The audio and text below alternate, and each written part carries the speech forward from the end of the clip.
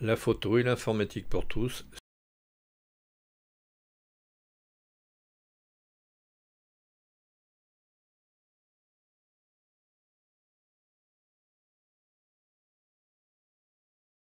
Les règles de YouTube ont changé. Si tu aimes mes vidéos, abonne-toi.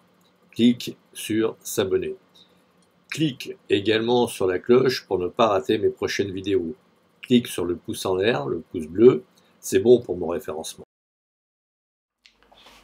Bonjour les amis. Alors aujourd'hui je vais vous parler de l'optique universelle. A tout de suite.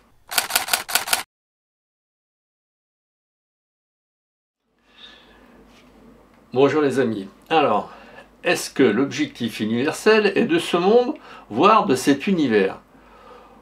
J'allais dire que si vous n'êtes pas trop exigeant, oui, pourquoi pas, il n'y a pas de raison.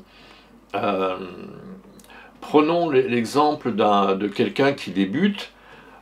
Il va se prendre un petit objectif sympathique, pas trop cher, un 18-55 ou un 18-50 ou quelque chose qui tourne aux alentours de 18-50 pour un APS-C, ou alors un 20 et quelque chose, un 20-105 par exemple, pour quelqu'un qui a un peu plus d'expérience. Et puis, il va faire des photos.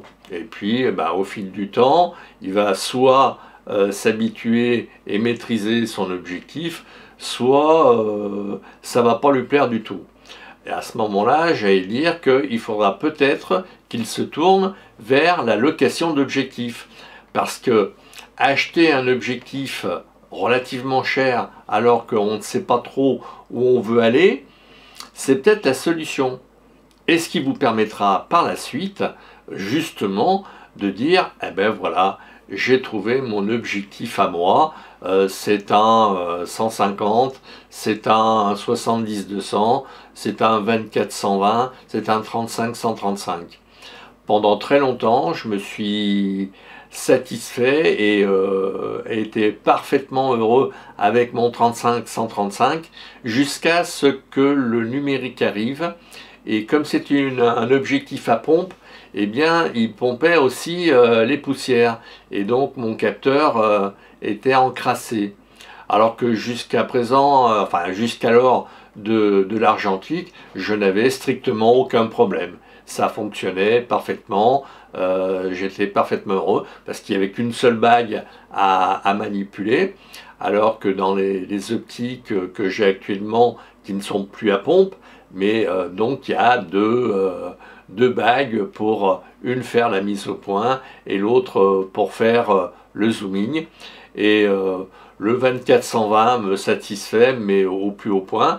C'est une optique, un diaphragme fixe, ce qui fait que on peut très bien passer du 24 au 120 avec la même ouverture. C'est très important en ce qui me concerne, parce que ça nous permet, enfin ça me permet de voir la lumière avec un cadrage différent. Et je sais que les mêmes valeurs que j'ai vues dans mon viseur à 120 par exemple seront quasiment à peu près les mêmes à 24 mm.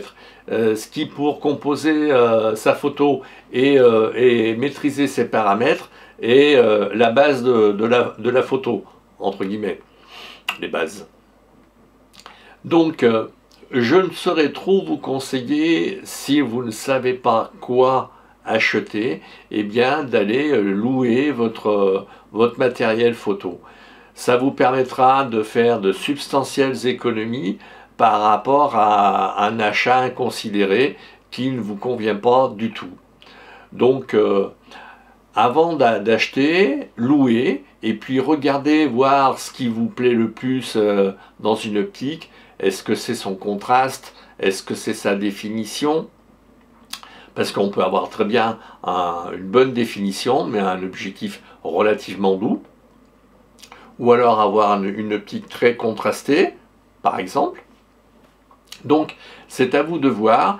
Alors, je ne saurais trop vous conseiller non plus, comme dans les précédentes vidéos, de récolter une centaine de photos que vous avez pu faire jusqu'à présent. Regardez voir celle qui vous plaît le plus, Est-ce que c'est des paysages? Est-ce que c'est des portraits, etc., etc. Et après, à faire votre achat en conséquence. Imaginons, vous aimez faire des paysages. Eh bien, effectivement, un 18-35, ce sera parfait. Vous aurez un super grand angle et qui ira jusqu'au grand angle. Au contraire, vous êtes photographe de sport, un 70-200, ce sera le top, parce que ça vous me permettra d'être au bord de la piste, ou au bord du terrain, ou au bord du tatami, et malgré tout de pouvoir faire des photos au fond du tatami ou au fond du terrain. Vous voyez ce que je veux dire? Donc, à un moment donné, il faut savoir se modérer en disant, bon, je ne sais pas trop ce que je veux, je vais quand même louer un objectif tel que je le souhaite, un 18-35 par exemple, et puis voir ce que ça donne. Et si ça donne rien, eh bien, vous regardez vos photos encore et vous dites, ah ben non, effectivement, là, je fais que du portrait, mais le portrait maintenant, ça m'intéresse plus trop, je souhaite faire des photos de sport.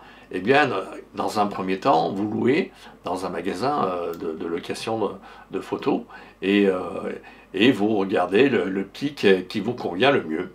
Voilà. Je ne pense pas aller beaucoup plus loin parce que j'allais dire ça ne mérite pas de s'étendre sur le sujet. C'est plutôt à vous de vous étendre sur le sujet, de passer du temps à cogiter sur ce que vous allez bien pouvoir vous acheter. C'est à vous de faire le nécessaire. Moi, je vous donne les billes en vous disant, voilà, vous regardez vos photos et vous regardez quelle optique vous auriez aimé avoir pour faire cette photo-là. Voilà. J'espère que vous avez aimé. Si vous avez aimé, n'oubliez pas de liker, de partager, de faire de la publicité pour ma chaîne. Je tiens au passage à vous remercier parce que la progression de mes abonnés avance rapidement, plus rapidement que ce que je ne pouvais penser à une certaine époque. Je vous dis à très vite et puis merci de votre écoute.